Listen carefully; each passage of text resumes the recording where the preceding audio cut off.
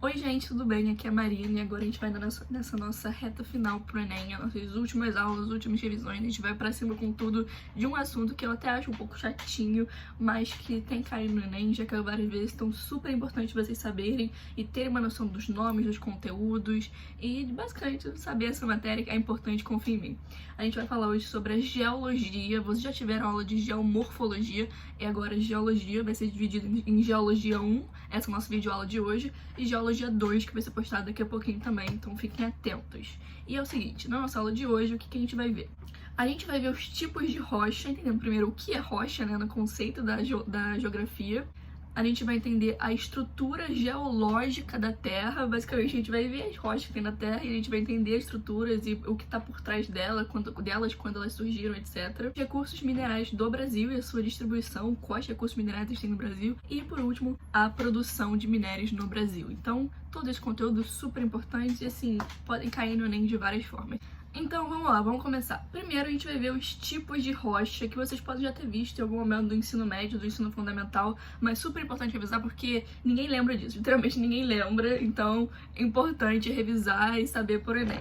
Antes de ver os tipos de rocha, a gente tem que entender, né, o que é rocha para a geologia. Aí você vai me dizer, Marina, rocha é pedra. Aí eu vou dizer, beleza, só que não é, você não diz isso, não pensa isso. Em termos coloquiais, falando assim, a gente pode dizer que rocha é pedra, né?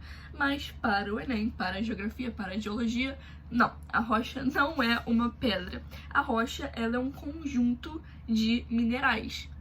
A rocha, ela é um conjunto de minerais que eles são formados de certos elementos químicos e quando eles são juntados, né? Quando eles estão juntos, eles formam um pedaço de rocha. E aí é o seguinte, vou mudar aqui para vocês poderem ver.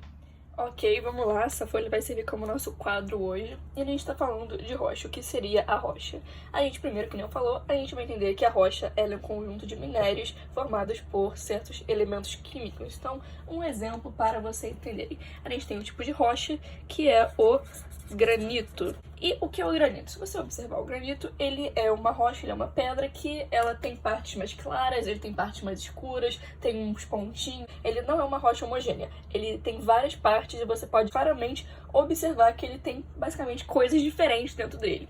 E isso acontece que o granito é uma rocha composta por um conjunto de certos minérios. O primeiro minério que a gente encontra no granito é o quartzo, que é a parte mais branca, a parte mais clara.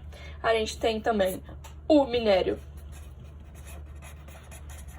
feldespato, que é a parte mais escura, quer dizer, mais escura que o quartzo.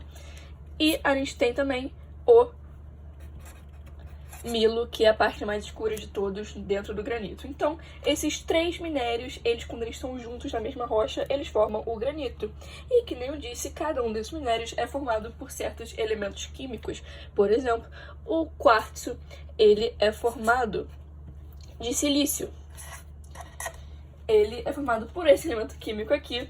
E todos eles são formados por certos elementos químicos também, mas não é muito relevante pra gente, só pra vocês entenderem basicamente o que eu disse, que uma rocha, no caso o granito, é formado por um conjunto de minérios, no caso quartzo, feldespato e milo, e todos esses minérios são formados de certos elementos químicos, e isso acontece em todas as rochas do nosso planeta. Bom, agora que a gente já entendeu o que é rocha de fato, a gente vai para os tipos de rocha, a gente vai falar de todas, e depois eu vou falar onde a gente encontra elas no mundo e onde a gente encontra elas no Brasil. Vamos lá, a gente vai primeiro para as rochas magmáticas, que elas são formadas a partir do resfriamento do magma. Vocês já tiveram essa aula, então vocês já sabem que o nosso planeta, ele é formado em camadas.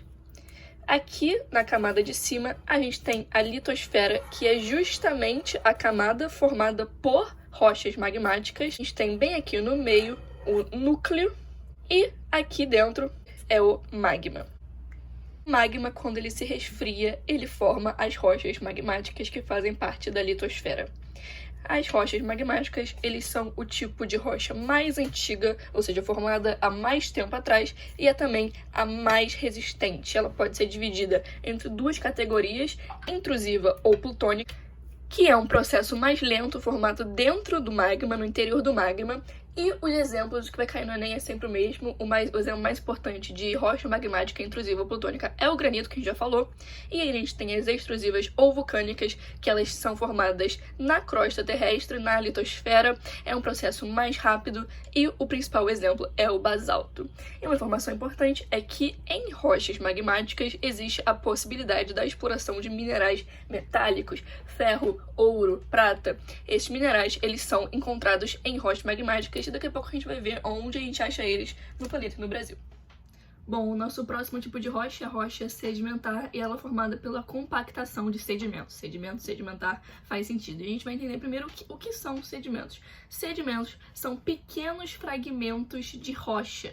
E esses pequenos fragmentos de rocha, eles vão se juntando, eles se compactam até formarem uma outra rocha, uma nova rocha, que vai ser a rocha sedimentar. São formados pela compactação dos sedimentos, que a gente já disse, né, que são fragmentos de rocha. E ela é o tipo de rocha mais recente e menos resistente, mas também era muito abundante na Terra. Cerca de 3/4 das rochas da Terra são rochas sedimentares.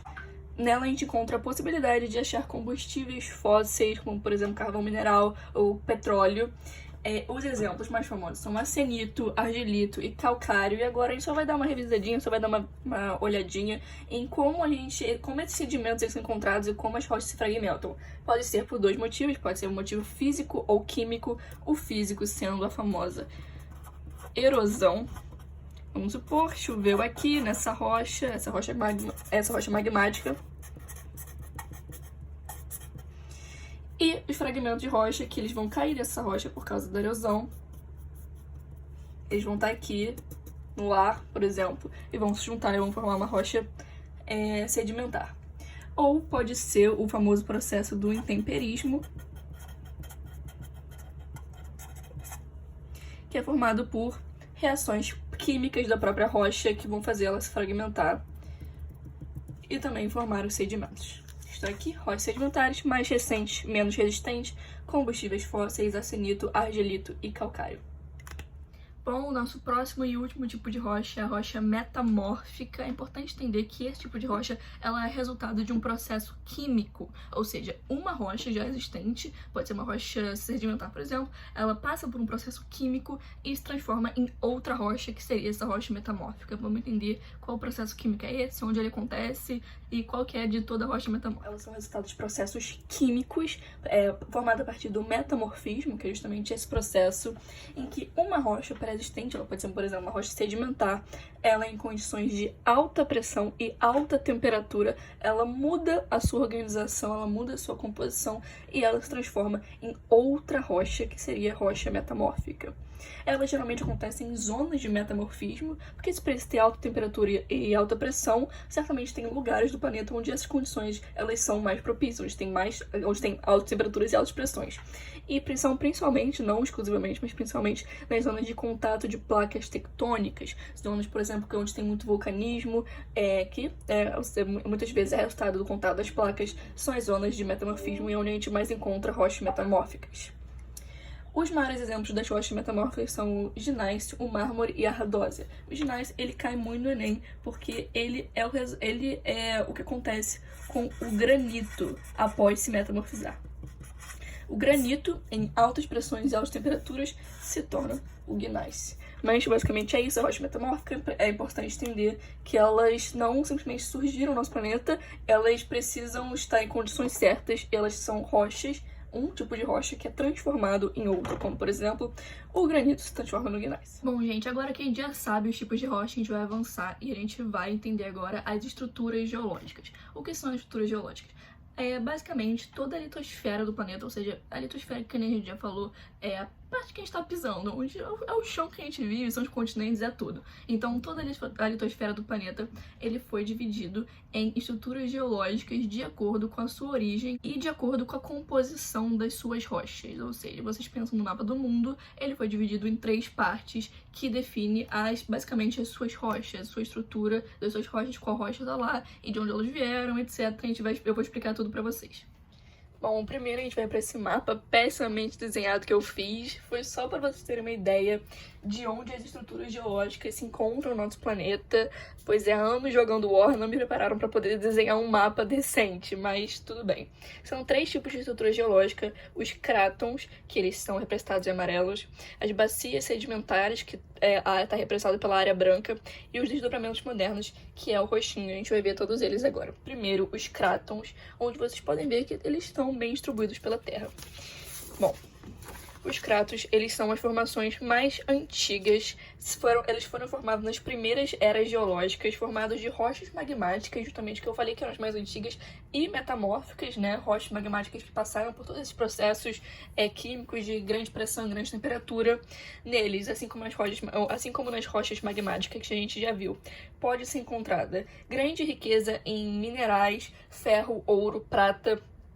E são regiões relativamente estáveis. O que isso quer dizer? Quer dizer que não ocorre muita atividade tectônica nem atividade vulcânica. Isso são os crátons. E agora a gente vai passar para as bacias sedimentares, que representadas por toda essa área branca. Só nessa ideia vocês já podem ver que ela é a estrutura geológica mais abundante na Terra.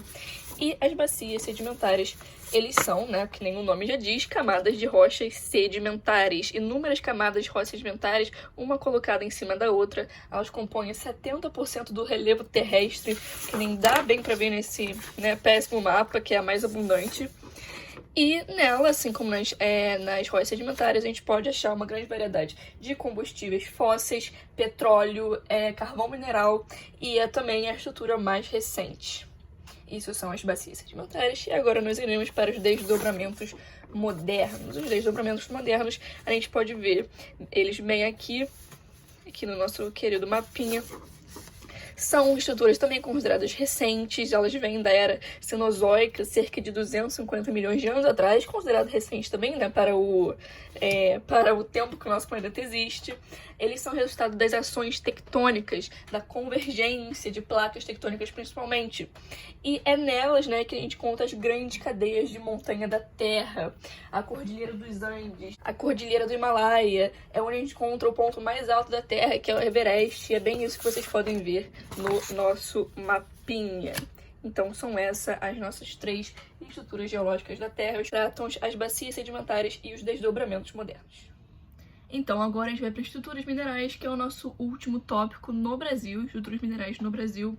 E a gente vai ver quais minerais são encontrados no Brasil, que a gente usa e aproveita de várias formas. Eles são divididos entre metálicos, não metálicos e energéticos, que é bem explicativo, né? E agora a gente vai falar um pouquinho dos principais que a gente encontra no Brasil.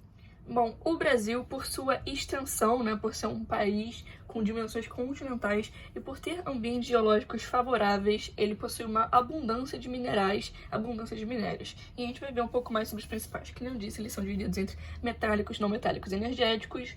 E a gente vai começar com o ferro, que é o principal minério extraído no Brasil. Ele é principalmente encontrado em Minas Gerais. Ele é usado na produção de aço, né? O segundo é o manganês, que é o segundo mais importante. Ele também é usado na fabricação de aço, misturado com ferro. E ele é encontrado principalmente no Amapá, no Mato Grosso do Sul, no Pará e em Minas Gerais, que não deu espaço para escrever aqui. O alumínio, muito usado também, sua importância no mercado está crescendo. Ele é usado porque ele é leve, né, fácil de transportar. E ele é principalmente encontrado no Pará.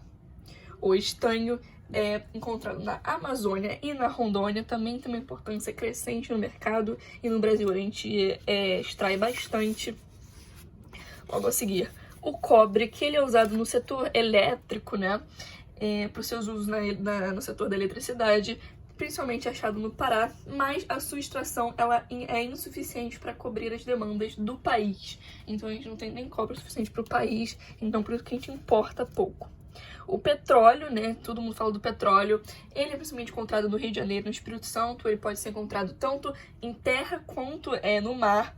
E o que a gente tem de principal para falar sobre petróleo no Brasil é com certeza o pré-sal, que alguns anos atrás o Brasil desenvolveu tecnologias para explorar o pré-sal. O pré-sal ela é uma camada submarina, aqui, abaixo de uma grossa linha de sal.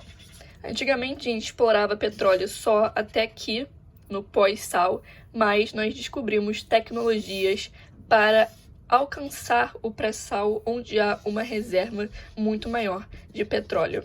Então, por isso que é uma reserva muito importante. E o Brasil é pioneiro nessa tecnologia de extração. Pode representar cerca de 20 bilhões de dólares para serem explorados em 20 anos. O que é muito, né, gente?